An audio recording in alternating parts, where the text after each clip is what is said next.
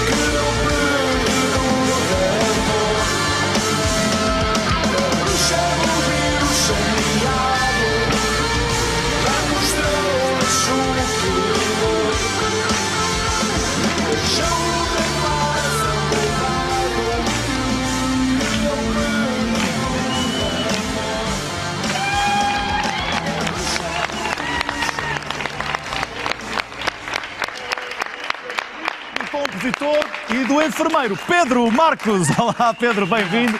Muitíssimo obrigado pela tua presença.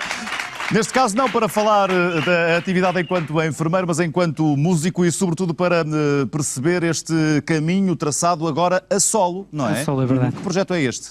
O projeto já está há algum tempo na gaveta e que, se calhar, por causa deste evento, a necessidade aguça a necessidade, não é? E, se calhar, vou lançar este projeto a solo. Muito bem. Mas preparei este tema para... A necessidade aguça o engenheiro, que eu queria dizer. Sim, e portanto foi feito a pensar...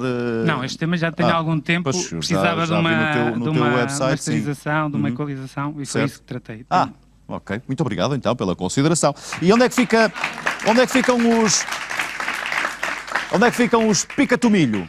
Os pica-tomilho neste momento estão em pausa. Fazem uma pausa, foram pais, estão em stand-by. Os elementos está para cada lado. Exatamente. Sim, fazem rock agrícola. Rock agrícola, justamente. Portanto, ficamos a aguardar então este trabalho agora solo. Espero que tenha também a oportunidade de ir mostrando esse trabalho enquanto compositor, enquanto músico, e nós vamos estar muito atentos e acompanhar tudo em www.pedromarcos.net. Não há que enganar. É o website onde vais dando todas as novidades, onde de resto também poderão ouvir este tema que acabamos de ouvir. Combinado? Combinado. E quando houver mais novidades, grandes manhãs no Porto Canal. Combinado. Certo? Está combinado. Muitíssimo obrigado e um bom Dia Internacional do Enfermeiro.